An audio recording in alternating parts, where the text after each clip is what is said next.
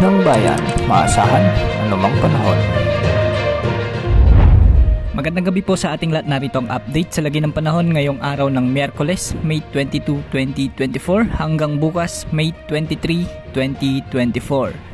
Easterlies pa rin ang dominanting weather system ngayon sa bansa at may update din tayo sa potensyal na bagyo na namamataan natin malapit sa ating Philippine Area of Responsibility. Para sa lagi ng panahon ngayong gabi, asahan ang kalat-kalat na thunderstorms sa bansa, particular sa Cordillera Region, sa may Abra, Benguet, Ifugao, Quirino, Nueva Vizcaya, Apayao, Kalinga at Mountain Province. Asahan naman sa mga susunod na oras ang posibilidad ng mga thunderstorms sa may Ilocos Region, particular sa La Union, Pangasinan, ilang bahagi ng Ilocos Sur at Ilocos Norte. May mga pag-ulan din sa ilang bahagi ng Bulacan at Central Luzon, particular sa Nueva Ecija, Tarlac, Pampanga, Zambales at Rizal ayon sa thunderstorm advisory ng Pag-asa.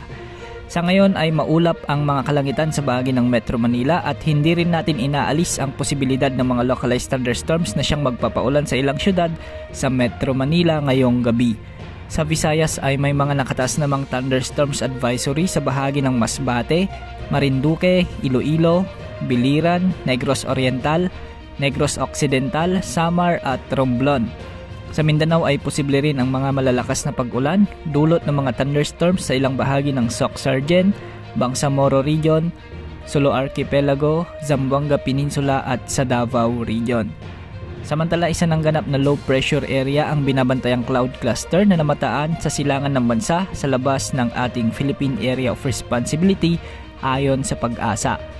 Ayon sa ahensya, may posibilidad itong lumakas bilang bagyo at posibleng lumapit sa eastern section ng Visayas o kaya eastern section ng Southern Luzon o Bicol Region. Ayon sa latest track nito, sa mga ginagamit nating weather models, posibleng kikilos ito pakanluran patungo sa Philippine Sea. Posible itong lumapit sa bansa at magpaulan sa may eastern portion ng Visayas at Bicol Region sa mga susunod na araw. Ayon naman sa GFS model, posible itong lumakas bilang bagyo at makakapektong dala nitong ulan sa malaking bahagi ng Visayas at Luzon dahil bahagyang hihilain o palalakasin nito ang papasok na hanging habagat. Kaya sa mga susunod na araw, asahan na iiral na ang southwesterly wind flow o ang mahinang habagat dahil sa nagbabantang bagyo. Sa ngayon ay nasa low to medium chance na mabuo ang potensyal na sama ng panahon na ito bilang ganap na bagyo sa mga susunod na araw. Narito naman ang update ng Pag-asa ukol sa sama ng panahon na ito. Samantala, isang low pressure area po ang ating minomonitor sa labas ng Philippine Area of Responsibility at nabuo ito kaninang alas 8 po ng umaga. And as of 3 in the afternoon ay nasa 1,200 kilometers ito sa silangan ng southeastern Mindanao. Base po sa ating analysis ay posibleng pumasok na itong low pressure area either mamayang gabi or bukas ng umaga. According naman po sa Tropical Cyclone Threat Potential Forecast ng Pag-asa, inaasahan na nasa loob ng PAR itong nasabing weather disturbance sa mga susunod pa na araw. So pagpasok nito sa PAR, kikilos nito pakaliwa ng paangat patungo po sa direksyon ng Eastern Visayas and Caraga Region. Pagsapit po yan ng araw ng Thursday hanggang sa Friday ng tanghali. At inaasahan po natin pagsapit ng Friday ay maaaring pinakamalapit na ito sa may areas po ng Bicol Region and Eastern Visayas. At sa araw din po ng Friday ay posible ito maging isang mahinang bagyo or tropical depression. Kung sakasakali po ay bibigyan natin ito ng pangalan na Aghon o yung magiging unang bagyo ngayong 2024. Pagsapit po ng Friday hanggang sa Sabado ay kikilos na paangat dito sa may silangang bahagi po ng Southern Luzon itong nasabing weather disturbance na posibleng maging Aghon.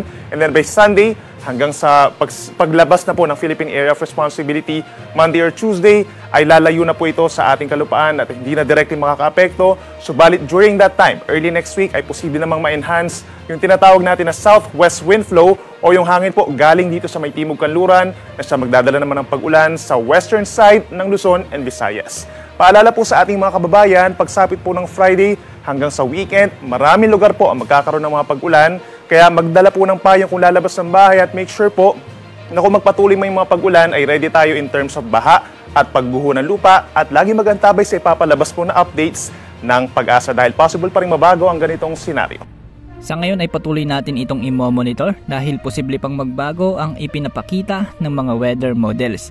Wala ring nakataas na gale warning sa mga karagatang sakop ng ating bansa kaya malaya ang ating mga mangingisda at may sasakyang pandagat na pumalaot sa anumang bahagi ng ating karagatan. Yan ang update sa lagi ng panahon. Ito po ang weather update ng bayan. Maaasahan anumang panahon.